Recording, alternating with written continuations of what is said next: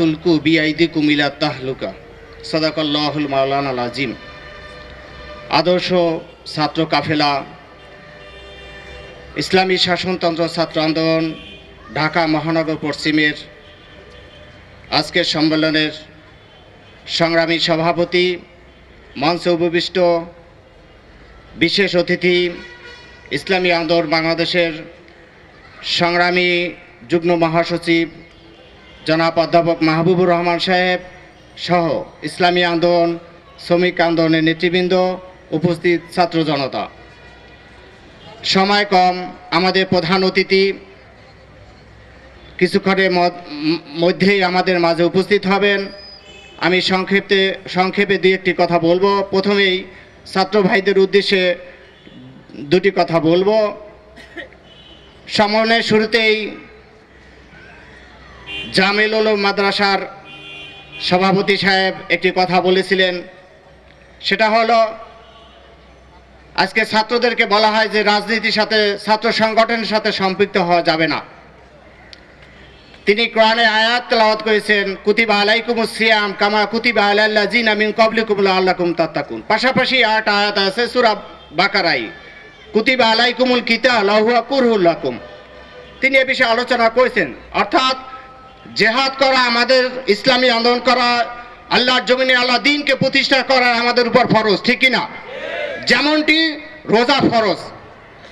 আমি একটি এখানে প্রশ্ন করতে চাই, যারা আমাদেরকে বলেন যে ছাত্র অবস্থায় সংগঠনের সাথে সম্পৃক্ত হওয়া যাবে না, আমি অবশ্যই স্বীকার করি ছাত্রদের প্রধান উদ্দেশ্য লেখাপড়া। ছাত্র আন্দোলনের সাথে সম্পৃক্ত হলে তাদের পড়ালেখার সামান্যতম ব্যাঘাত হয় না। তো ছাত্ররা যদি ছাত্র অবস্থায় ছাত্র সংগঠনের সাথে সম্পৃক্ত না হন, ইসলামী আন্দোলন প্রতিষ্ঠার জন্য কাজ না করেন, ইসলামী হুকুমত প্রতিষ্ঠার জন্য কাজ না করেন, তাহলে কোন বয়সে তারা করবে? ছাত্র জীবন শেষ হওয়ার পরেই তো আসে বিবাহ করা হয়, সংসার জীবন, ঠিক কিনা? তাহলে তখনও তো তাদের থাকবে, তাহলে কখন ইসলামী হুকুমত প্রতিষ্ঠার জন্য তারা কাজ করবে? বন্ধুরা আমার, নামাজ ফরজ হয় কখন? বালেগ হওয়ার পর, ঠিক কিনা? তাহলে এই যে কোরআনের আয়াত, এখানে ইসলামী আন্দোলন করা ফরজ, ইসলামী হুকুমত প্রতিষ্ঠার আন্দোলন করা ফরজ। তাহলে ছাত্ররা, আমি মনে করি যখন বালেগ হয় তখন থেকেই তাদেরকে ইসলামী আন্দোলনের সাথে, ছাত্র সংগঠনের সাথে সম্পৃক্ত হওয়া উচিত, ঠিক কিনা? ইসলামী শাসনতন্ত্র ছাত্র আন্দোলন ঢাকা মহানগর পশ্চিম শাখার সম্মানিত সভাপতি, আজকে সভার প্রধান অতিথি, বাতেদের, মুরতাদের,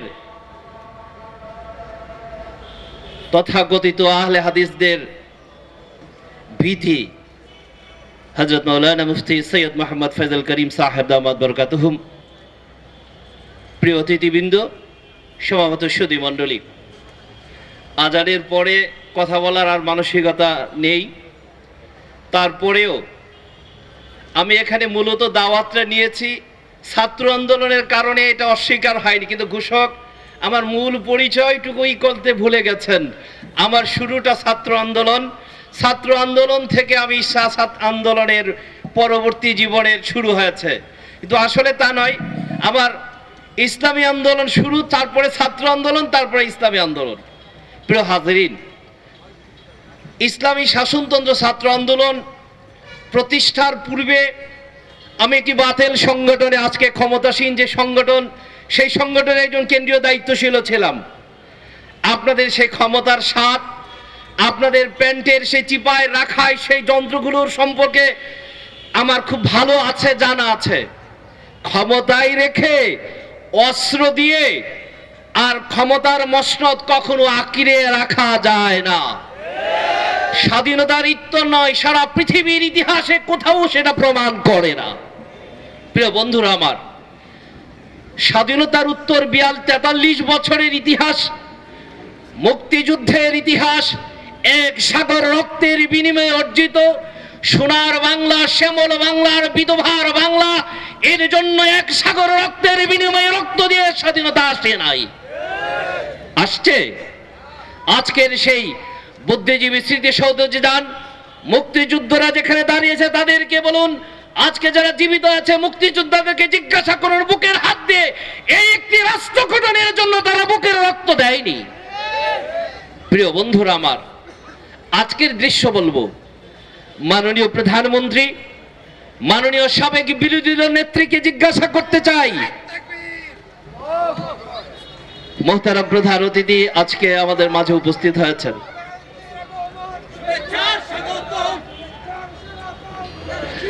আমি আমার কথাটুকু বলি শেষ করতে চাই। মাননীয় প্রধানমন্ত্রী সাবেক বিরোধী দল নেত্রীকে জিজ্ঞাসা করতে চাই, একজন ক্ষমতার মসনদে উঠার জন্য লড়াই করছেন, আরেকজনকে নামানোর জন্য। ঢাকা মেডিকেল কলেজের বন বিভাগে আজকে যারা পুড়ে ছুড়ে যাই হয়েছে তাদের দায়িত্ব কে নিবে? এই দায়িত্ব বেগম জিয়া যেমন আপনিও যখন এড়াতে পারবেন না, মাননীয় প্রধানমন্ত্রী আপনিও এড়াতে পারবেন না। এড়ানোই কি লাভ কি? আজকে যারা দুকে দুকে মরছে তাদের দায়িত্ব কে নিবে? সাথে সাথে এই কথাটুকু রেখে শেষ করতে চাই, আপনারা আজকের ক্ষমতার মসনদে আজকে যারা ছিলেন, আজকে যারা আছেন, 111 দুইজনকে চুলের দায়ে তাদেরকে অ্যারেস্ট করেছিল। তাই যেই জন্য আসুন আমরা ইসলামী হুকুমত, বাংলাদেশের একটি প্রবাদ আছে যে চূড়ায় চায় না এই থানায় একজন ভালো ওসি আসুক, সৎ যোগ্য নেতৃত্ব আসুক চাই। আমাদের দেশের অবস্থান উতায় হয়েছে। তাই আমি আসুন আমরা, মোহতারাম প্রধান অতিথি এসছেন, সামনে আজান হয়েছে জুমার, আমি আহ্বান রাখতে চাই, ঈশা ছাত্র আন্দোলন রুহানিয়াত এবং জিহাদের সমন্বিত প্রয়াসে ইসলামী ছাত্র আন্দোলন প্রতিষ্ঠা করেছিলেন আমার শাহ মুর্শিদ কুতুবুল আলম সৈয়দ ফজলুল করিম রাহমাতুল্লাহ আলাইহি। ছাত্র আন্দোলনের নেতৃবৃন্দকে আহ্বান করব, রুহানিয়াত এবং জিহাদ যতদিন পর্যন্ত সমন্বয় থাকবে ইনশাআল্লাহ ইনশাআল্লাহ ইনশাআল্লাহ ছাত্র আন্দোলন সঠিক এবং ন্যায়ের পথে অগ্রসর হবে ইনশাআল্লাহ। এই কথা বলেই আজকে মহানগর পশ্চিমের সংগ্রামিত নেতৃবৃন্দদেরকে এই মহাসুন্দর সম্মেলন করার জন্য ইসলামী আন্দোলন বাংলাদেশের কেন্দ্রীয় কমিটির পক্ষ থেকে আহ্বান রেখে ধন্যবাদ জানিয়ে আমি আমার সংক্ষিপ্ত কথা এখানে শেষ করছি। ওয়া আখিরু দাওয়ানা আলহামদুলিল্লাহি রাব্বিল আলামিন।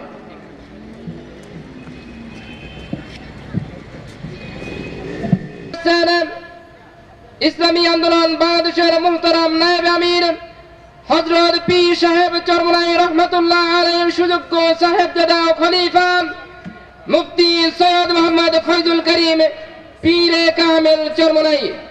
নারায়ে তাকবীর, আল্লাহু আকবার, নারায়ে তাকবীর, আল্লাহু আকবার। ঈশা ছাত্র আন্দোলন জিন্দাবাদ জিন্দাবাদ, ন্যায় নীতির সংগঠন ঈশা ছাত্র আন্দোলন, জাহাপদের অনুসরণ ঈশা ছাত্র আন্দোলন, মেধাবীদের সংগঠন ঈশা ছাত্র আন্দোলন। নারায়ে তাকবীর, আল্লাহু আকবার। নগর পশ্চিমের পক্ষ থেকে লাল গোলাপ শুভেচ্ছা, লাল গোলাপ শুভেচ্ছা নগর পশ্চিমের পক্ষ থেকে। নারায়ে তাকবীর, আল্লাহু আকবার। এই মাইকগুলো চালু করুন, ওই মাইকগুলো। আচ্ছা ঠিক আছে। নামাজ চলতেছে। বাইরে মাইক আছে। আশেপাশে মসজিদ আছে।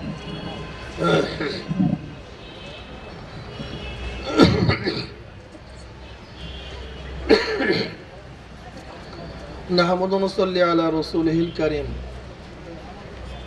أما بعد فأعوذ بالله من الشيطان الرجيم بسم الله الرحمن الرحيم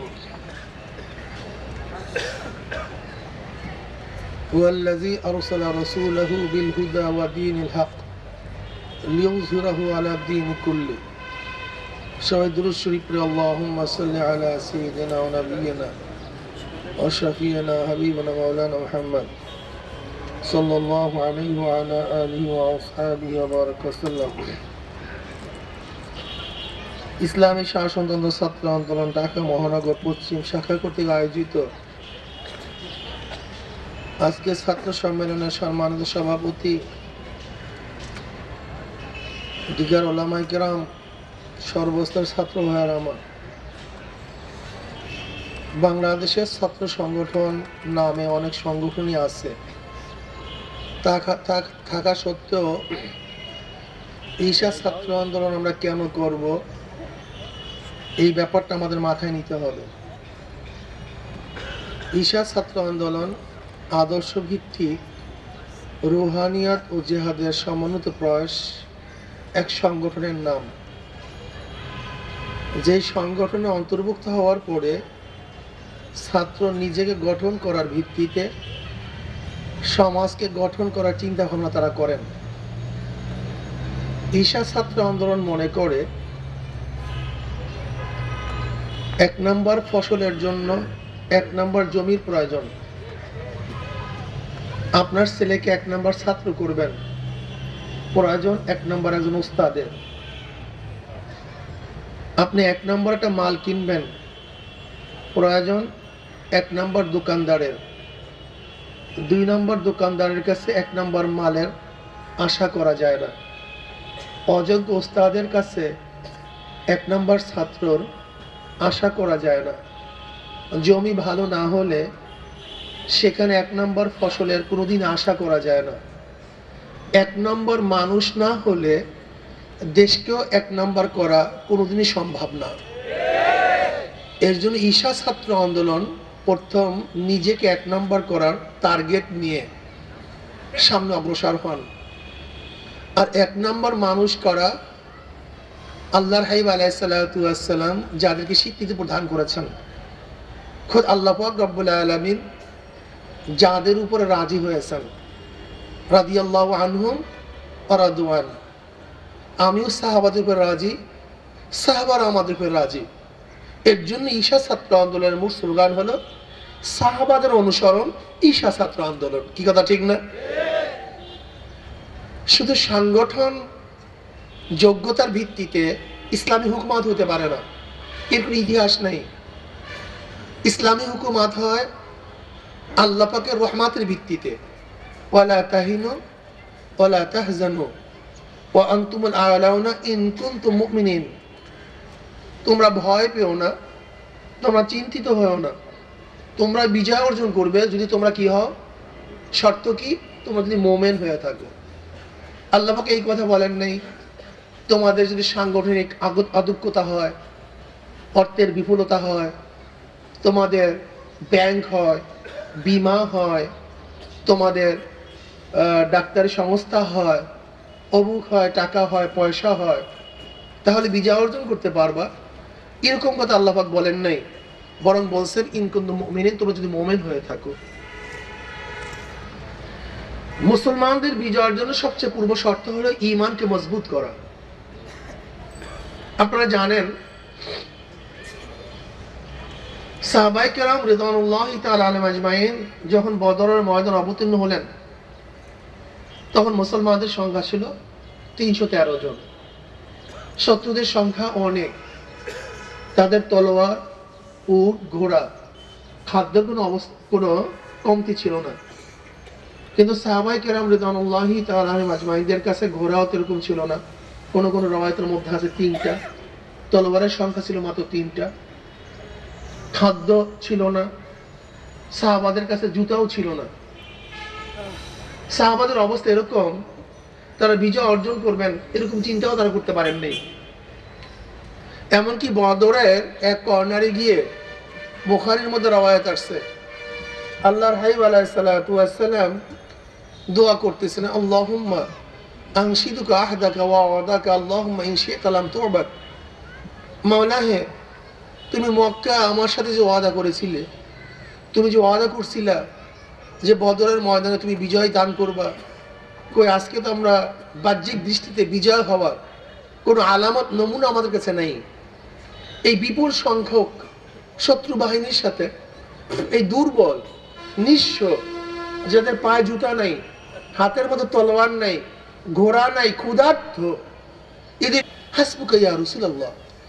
আল্লাহর হাবিব আলাইহিস সালাতু ওয়াস সালামের এই অবস্থা দেখে আবু বকর সিদ্দিক রাদিয়াল্লাহু তাআলা আনহু তার হাত চেপে ধরলেন, যথেষ্ট হয়ে গেছে ইয়া রাসূলুল্লাহ, আর আপনি চিন্তিত হয়েন না। মিকদাদ ইবনে আসওয়াদ রাদিয়াল্লাহু তাআলা আনহু এই অবস্থা দেখে বলতেছেন, ইয়া রাসূলুল্লাহ, ইয়া হাবিবাল্লাহ, আমরা নবী মুসার উম্মত নই যে আমরা বলবো যাও তুমি এবং তোমার আল্লাহ দিয়ে যুদ্ধ করো, ওয়ালাকিন নুকাতিলু বিয়ামিনিকা ওয়া শিমালিকা ওয়া বাইনা ইয়াদাইকা ওয়া খালফাকা। ইয়া রাসূলুল্লাহ, আমরা নবী মুসার উম্মত নই, আমরা আপনার উম্মত, বরং আমরা আপনার ডান দিক থেকে বাম দিক থেকে সামনের দিক থেকে পিছন দিক থেকে আমরা যুদ্ধ করব, আপনাকে ময়দানে রেখে কোনো অবস্থাতে আমরা ভাগবো না, আমাদের জীবন দেব, রক্ত দেব, আমরা শাহাদাত বরণ করব, কিন্তু ময়দান ছাড়বো না। আল্লাহর হাবিব আলাইহিস সালাতু ওয়াস সালাম দোয়া করলেন। কেন? এই দোয়া তো তিনি মসজিদে নববীতে করতে পারতেন। মসজিদে নববীতে এক রেকাত নামাজ পড়লে 50,000 রেকাত নামাজের সওয়াব হয়। সবচেয়ে ভালো উত্তম জায়গা, পবিত্র জায়গা। এই দোয়া তিনি বদরের ময়দানে করলেন কেন? এই দোয়া তিনি মসজিদে নববীতে করলেন না কেন? দোয়া করলেই হবে না, দোয়ার জায়গাও নির্বাচন করতে হবে। এই দোয়ার জায়গা মসজিদে নববী না, এই দোয়ার জায়গা হলো বদরের ময়দান। যে মসজিদে নববীতে এই দোয়া করলে এই দোয়া কবুল হবে না, যখন বদরের ময়দানে গিয়ে দোয়া করা হবে তখনই দোয়া কবুল হবে। কি কথা ঠিক নয়? আমরা মসজিদে বসে আজকে যতই দোয়া করি, দোয়া কবুল না হওয়ার কারণটা কি? আসলে দোয়ার জায়গায় গিয়ে আমরা দোয়া করি না বিধাই আমাদের দোয়া কবুল হয় না। বাতিলের মোকাবেলায় মসজিদে বসে দোয়া করলে, হেরেমের মধ্যে দোয়া করলো, কাবার মধ্যে দোয়া করলো, দোয়া কবুল হওয়ার সম্ভাবনা নাই। বরং বাতিলের মোকাবেলায় ময়দান অবতীর্ণ হয়ে দোয়া করলে সেই দোয়াই কবুল হওয়ার সম্ভাবনা আছে। আজকে আমরা দোয়া করতেছি কিন্তু দোয়া কবুল হচ্ছে না। ঈশা ছাত্র আন্দোলন, সাহাবাদের অনুসরণ, তারা সাহাবায়ে কেরাম রিদওয়ানুল্লাহি তাআলা আলাইহিম আজমাইনদের মতো ময়দান অবতীর্ণ হয় জীর্ণ শীর্ণ অবস্থায় কায়মনা বাক্যে আমার মাওলার কাছে দোয়ায় তাদের মাথাকে নত করে। এর নাম ঈশা ছাত্র আন্দোলন। আপনারা জানেন হেরাক্লিয়াসের ভাই খালিদ বিন ওলীদ রাদিয়াল্লাহু তাআলা আনহুর সাথে কোন এক যুদ্ধে নেতৃত্ব প্রদান করতেছিলেন, কিন্তু কোনো অবস্থাতেই রোম সৈন্যরা মুসলমানদের সাথে পারতেছিলেন না। তখন খালিদ বিন ওলীদের ভাই একজন জাসুস, একজন গুপ্তচর মুসলমান শিবিরের মধ্যে প্রেরণ করলেন। বললেন, দেখো তো তাদের সাথে না পারার কারণটা কি, কি কারণে আমরা তাদের সাথে পারতেছি না, কারণটা কোথায়? একজন আরব জাসুস 24 ঘন্টা মুসলমান খেতার মধ্যে ঘুরে ফিরে ছোট্ট একটা রিপোর্ট প্রদান করছেন। সেই রিপোর্টটা কি? রহবানুন ফিল লাইল ওয়া ফুরসানুন ফিন নাহার ওয়া ইন সারাকা ইবনু মালিকিহি কাতাউহু ওয়া ইন জানা রুজিমা লিইস্তিকামাতিল হক ফীহিম।